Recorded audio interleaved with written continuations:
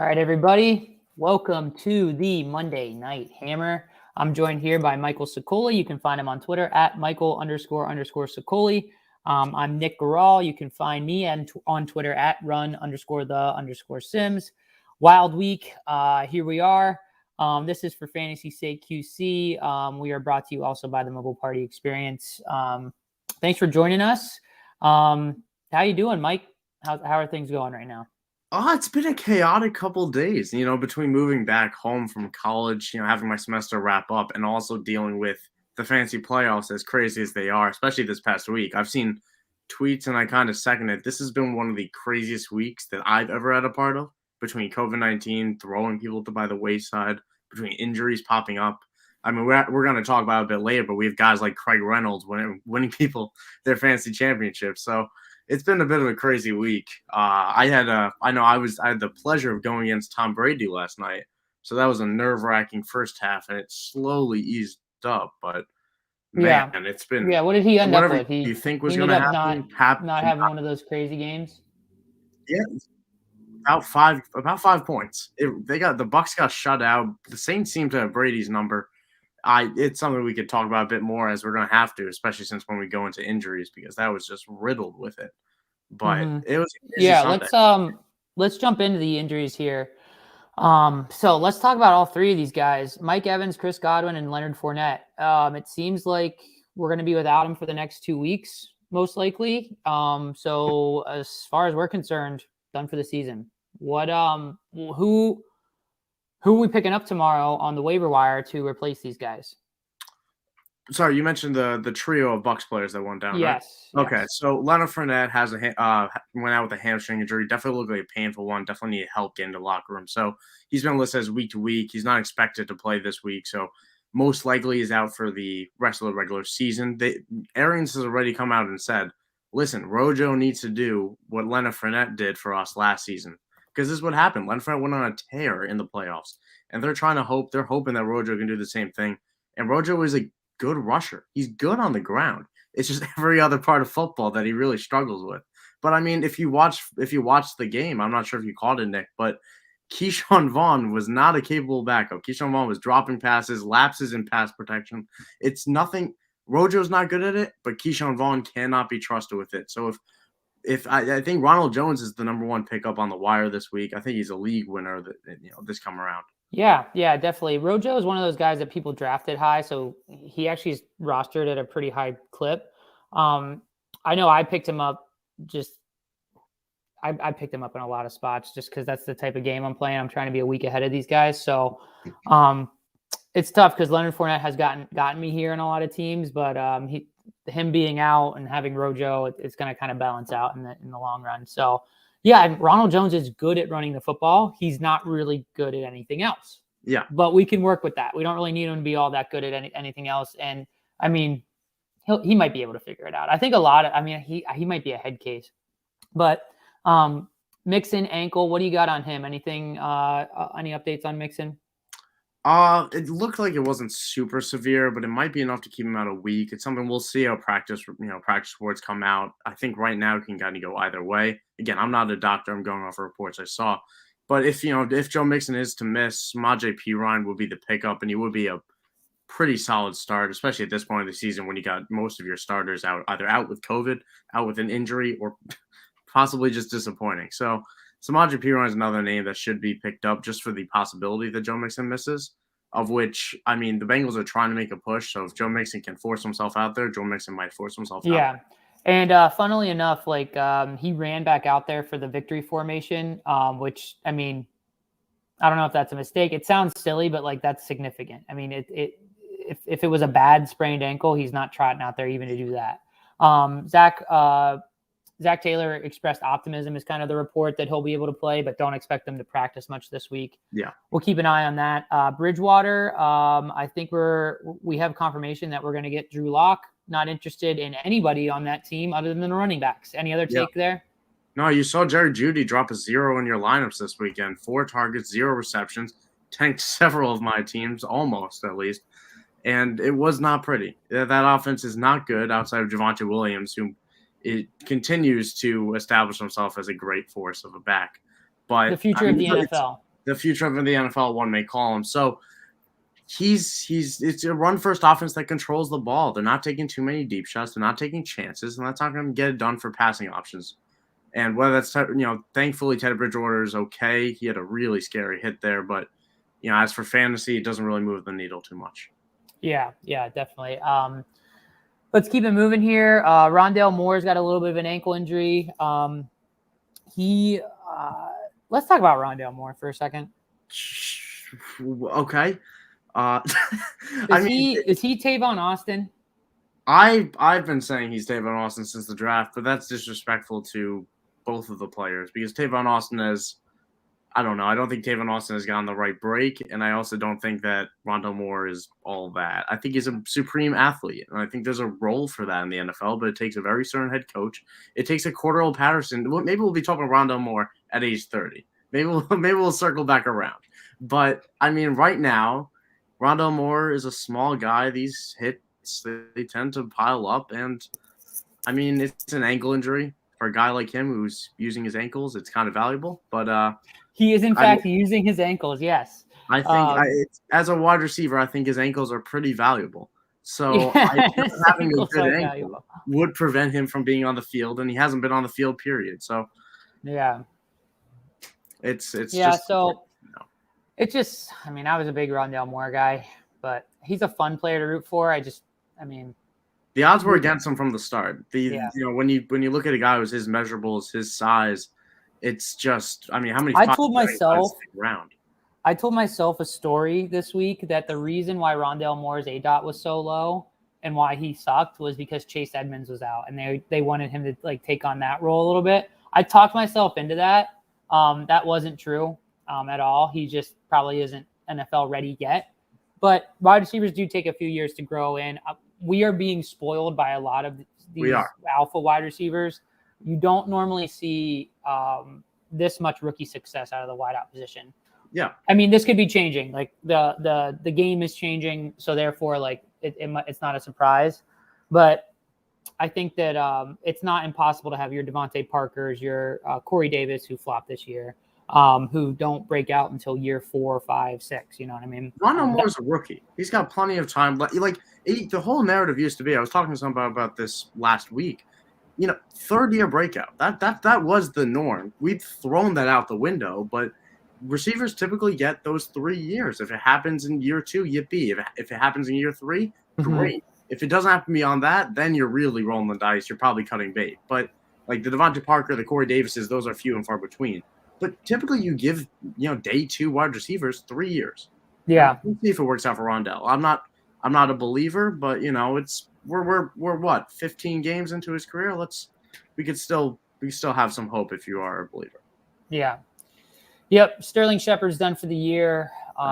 He really wasn't a factor in fantasy this year. A couple games early on, but it was tough. It was just right out of the break. It was, I don't know if you caught it, but it was right out of his release. He didn't even get a yard into the field. Oh, so it was rough. It was a non-contact torn Achilles. That's going to be tough to recover from for the start of next season even. Mm-hmm. So it's a tough break for a guy that I think he's a good player. I think he's just really had a terrible quarterback, but yeah.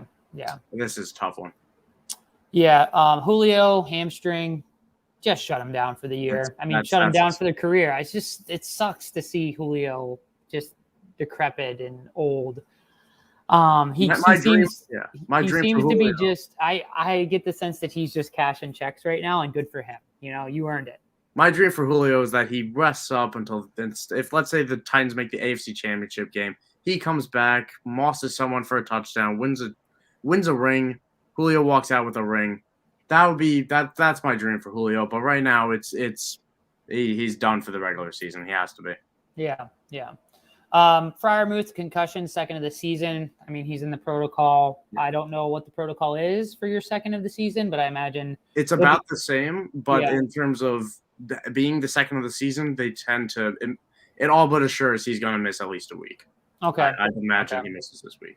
Yeah, he'll be fun to keep an eye on in the offseason. See how popular he becomes in Dynasty. He will be overpriced this offseason, just a heads up. Travis Kelce is vaccinated but has COVID or has tested positive, so keep an eye on that. when do they play? They play Saturday or Sunday? They play. I can fact check that right now. But being vaccinated does have a different protocol. So Travis Kelce, as a vaccinated person, can test negative for 3 days and then he's out. That's fine. Or at the very least, if he doesn't show symptoms, he can be out of there. So he has a much more clear path despite being on the COVID list. So it's not as doom as some of the COVID lists were in the past week. And there are some sites that you guys should like. There are some COVID trackers to see who's vaccinated, who's not, and who has and who's not, and that really does make a difference. Mm-hmm. What a world we're living in. We got COVID trackers for fantasy football. I think he plays.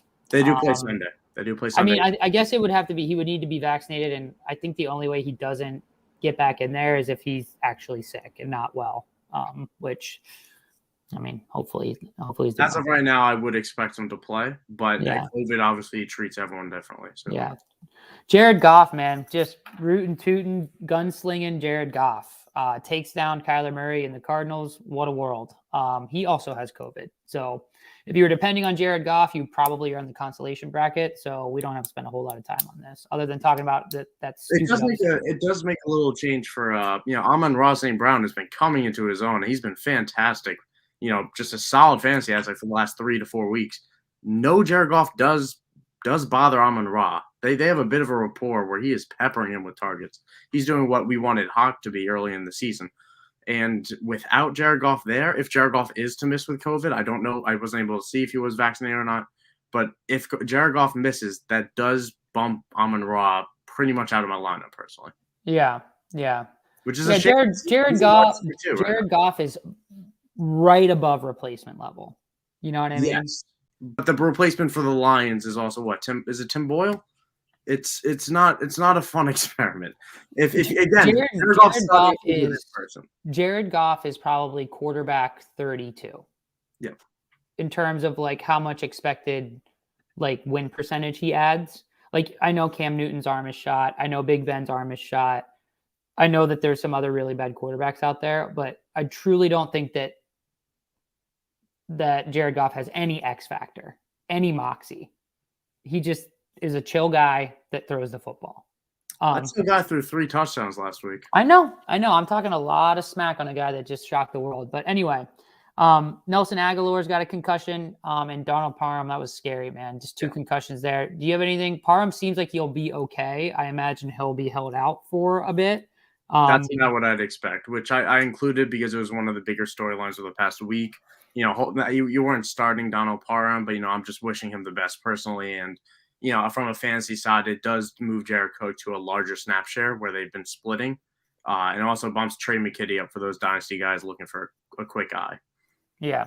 Glad he's doing all right. That was scary. Absolutely. That's the type of thing where you see like how bad it is, like the shaking, and you're like, oh man. Yeah, maybe this game's too violent. Yeah. Did you hear what Joe Buck said on that? Did you hear Joe Buck's call on that? Yeah, I understand. Like, I see the intent there, but the impact that has is you just look like a jackass. I'm anti Joe Buck. I don't know if we've established. We're anti. I mean, if you're anti Joe Buck, I'm anti Joe Buck. Oh well, then there we go. We're anti Joe Buck together. Mm-hmm. All right, so we you want to talk about before we get to bacon or turkey bacon? Yes, folks, we have a new segment. It's called Bacon or Turkey Bacon. I'm burying the lead. You don't have to put the ticker up yet. I'm not. Do you want to talk about how 0RB was correct all along? I just because I tweeted out means you're gonna set me up on a silver platter for it. I'll point it out because I tweeted out this morning that guys like also to point out because we were just on the injury report. Austin Eckler was not on the COVID list. It was reported that he was. He is not on the COVID list. That was really misreported around. So to clear that up, Austin Eckler is at the moment healthy, ready to go for this weekend. But with all that said, I was tweeting out this morning that all these backup running backs are going to be winning people championships. Craig Reynolds, Duke Johnson just won someone won someone their first round of the playoff. I'm blanking the names right now. Maybe you could step in and help me out here so I don't stutter like. I don't want to use a bad word here, but it's Oh, Samaje Perine, Justin Oh, Jackson, okay. Amir Abdullah, Ronald Jones. These guys are going to win you your championship. And none of them were drafted, earlier than the 9th round? And that one was maybe Rojo if you were taking a shot, probably like 11th, 12th. I was taking Rojo where I should have been taking Fournette. They were honestly like in the same round. So like the thing about zero RB is it's a boom bust strategy. In my leagues, I either had a bye or I didn't make the playoffs. It's like I'm not playing for 6th place. You know what I mean? Yep. And the whole idea about it is all year you're in a position where you're not spending money on the waiver wire on wide receivers because you have 6 that are hopefully within the top 20, right? You're not trying to stream tight end. You're only trying to stream maybe one of QB or tight end because normally you don't want to pick too high ADP. You don't want to pick a high QB and also a high tight end. So like, I mean, I guess like the perfect zero RB lineup this year would have been like Jalen Hurts late, right? That's your QB you roll with. You could have got there with a lot of or something. Yeah. Or like you land on a Dawson Knox or something, right? But I think the best way to play it this year was Jalen Hurts late. And then, I mean, obviously some of them flop, but a Travis Kelce, a George Kittle, a Darren Waller, a Mark Andrews, a TJ Hawkinson. Okay. So you got one of those. That's a really good way to build. And then from there, your only priority on their waiver wire every week is finding the Ronald Joneses of the world, the Samaje Perines, right? And even if you only get 1 or 2 weeks out of them, you are getting so much leverage on the rest of your league, right? And it's better in a fab budget league where you get to bid, right? I have a lot of trouble doing well in zero RB leagues when it's waiver priority because that's a lot of luck.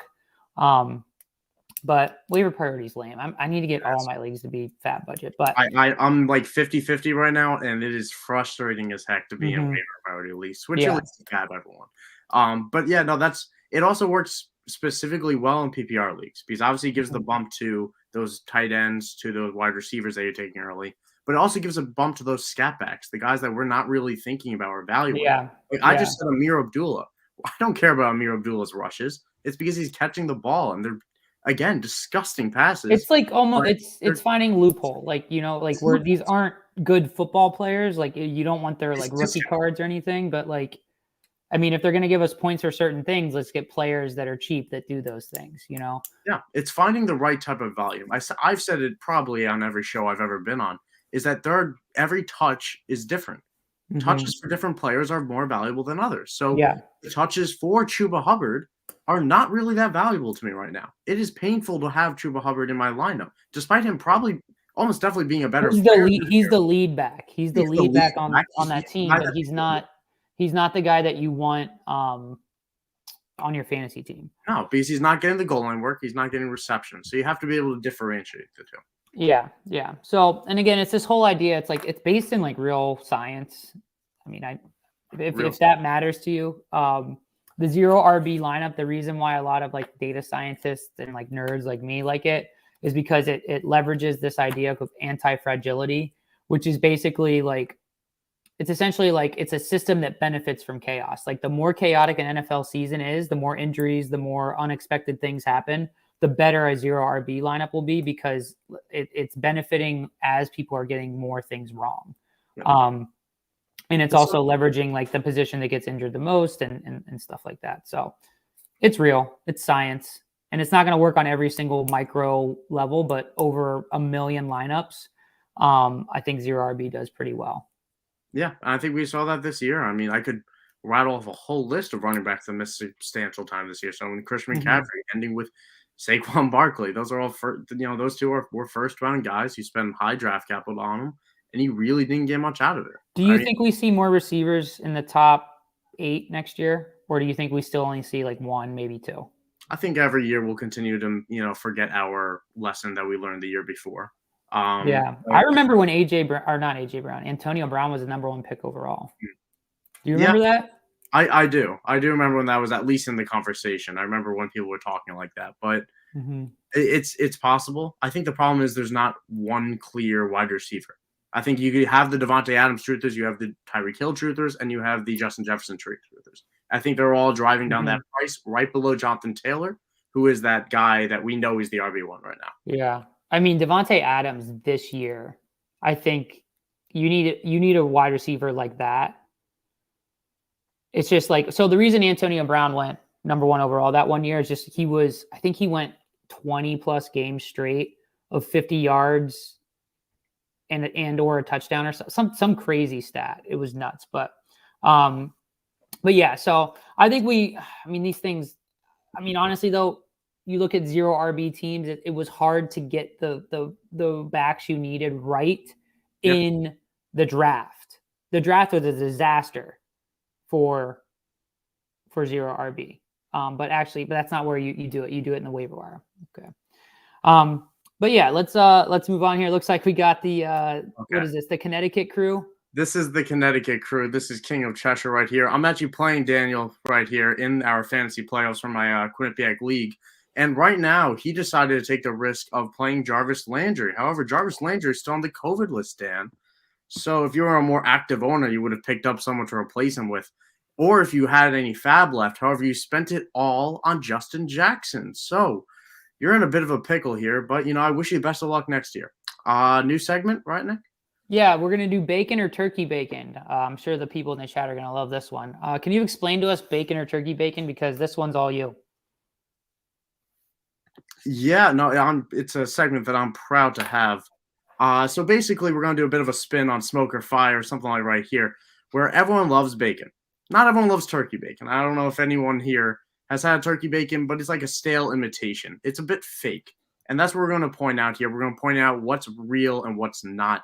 The players that are popping off and whether you should be following the delicious smoke of bacon, or if you're going to be dropping away and biting into turkey bacon. You got to really make that difference, because especially in leagues with waiver priority, you might not be able to pick up more than one of these guys. So you got to be able to make a decision. There's a lot of names that you did not know last week that you now need to know this week. So let's, we want to dive into it. What name you want to bring up first? Yeah, this is a heck of a segment. Really I is. actually like turkey bacon, but that goes against the premise of the thing. So I'm going to it's not. It doesn't taste as good as real bacon. It's not. All I'm saying is I'm not a big enough bacon fan, because I think if you gave me turkey bacon and told me it was just regular bacon, I'd be like, okay.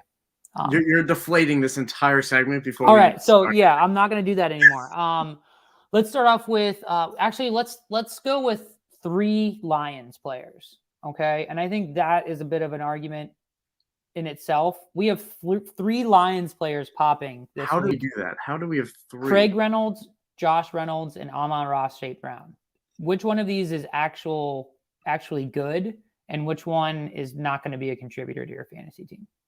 Yeah, I'll start off with Craig Reynolds. That's a guy that, I mentioned him on the Sunday show yesterday, if you tuned in, that this was a guy you could pick up. He's on your waiver wire. You could play him at DFS happily, which I did. Dropped a solid, 13 points, 1% owned. Not a bad play in, certain formats. But Craig Reynolds is the guy right now in Detroit. DeAndre Swift, I'm not expecting him to come back this week at least. Jamal Williams has been on and off the field. I think right now Dan Campbell's found his guy, and it's Craig Reynolds. He's a fierce runner, and he's not even that big of a guy.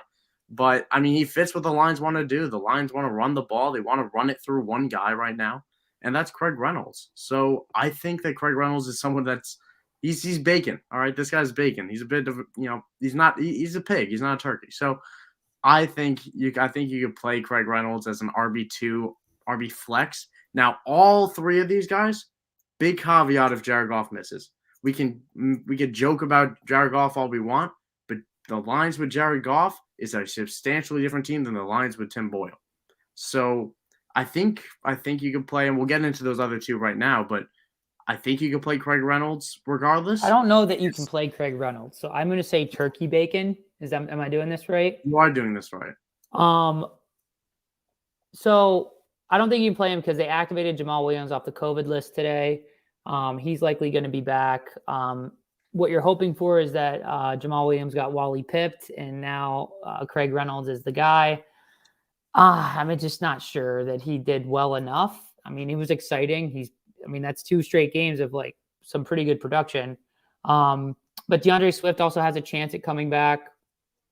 I need him to come back for a lot of fantasy playoff situations, but I think best case scenario, you're going to get Craig Reynolds in the Jamal Williams role. I don't think you can bank on that unless we get more information over the week. This is all content. I'm willing to play Craig Reynolds whether Jamal Williams is active or not.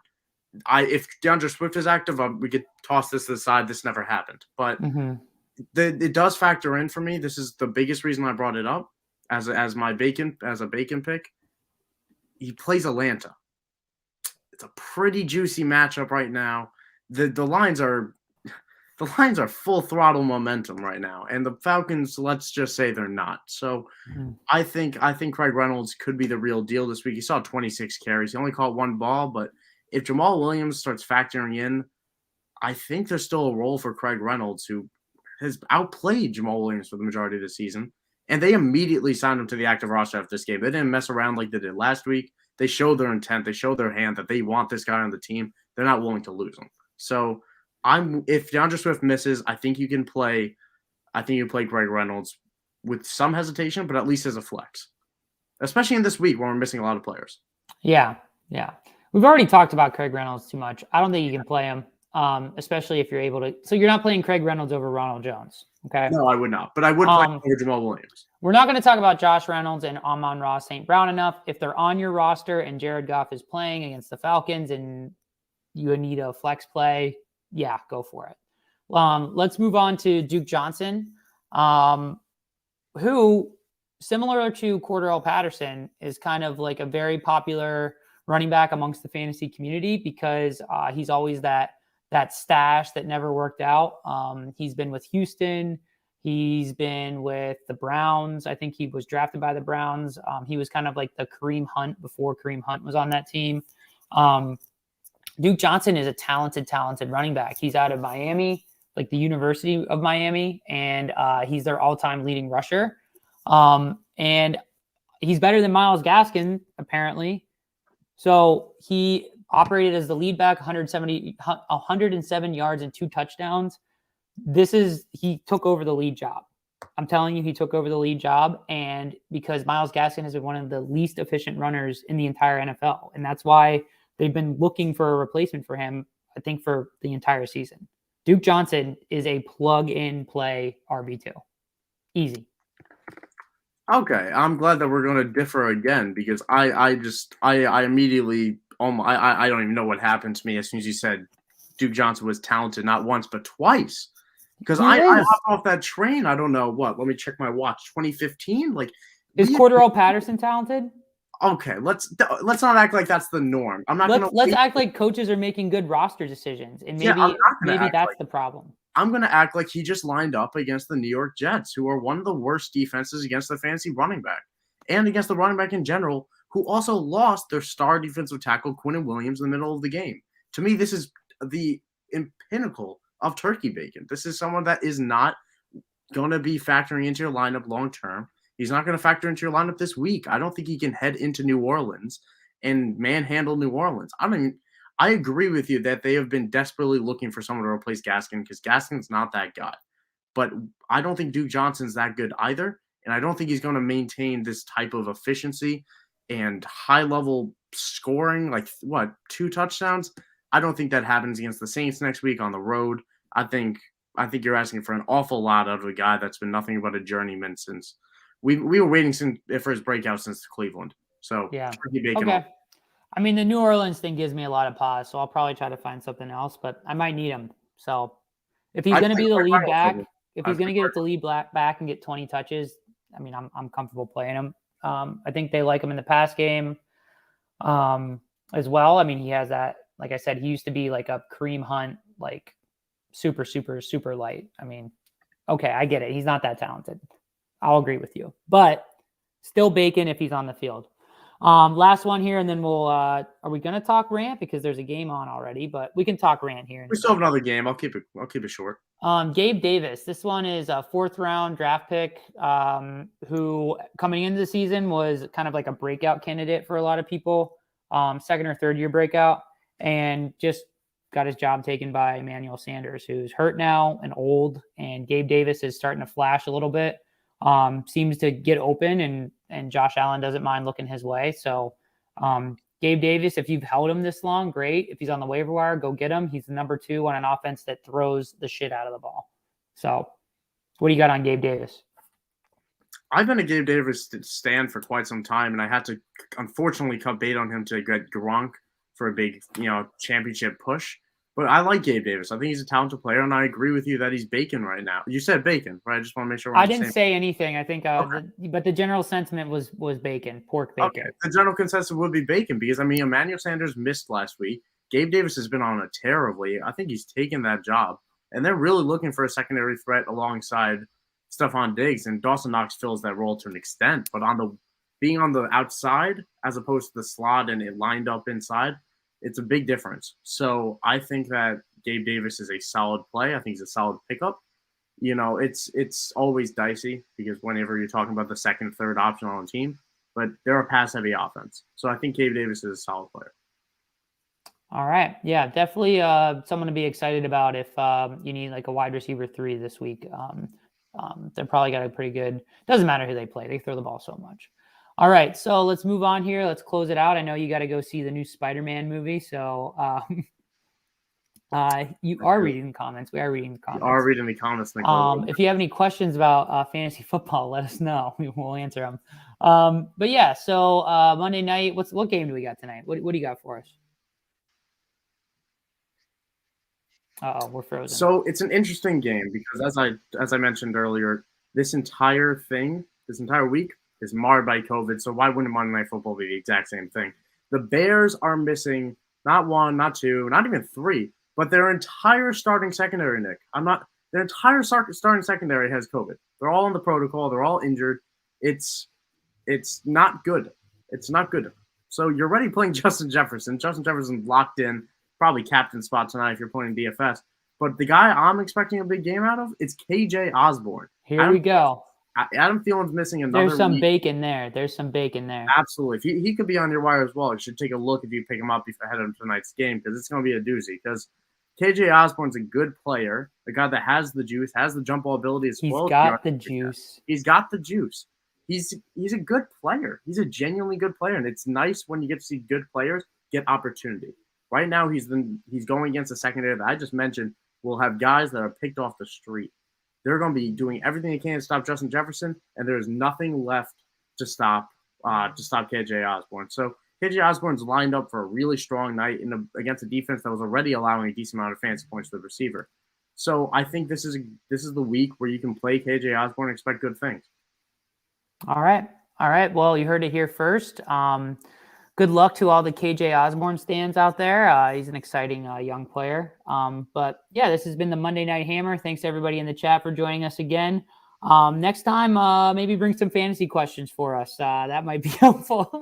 But yeah, good luck to everybody in your playoffs matchups this next week. Hopefully you get what you need here to close out the week and move on to the next round. Absolutely. This is, again, the Monday Night Hammer presented by For Fantasy's Sake, which was presented by the Mobile Party Experience. If you need porta potties, if you need a DJ booth for your tailgate coming up, go ahead and check them out. This is Michael Sicoli, my co-host. You can find him on Twitter at Michael__Sicoli. And I'm Nick Garal. You can find me on Twitter at run_the_Sims. Good night, everybody. Good night. Enjoy the playoffs.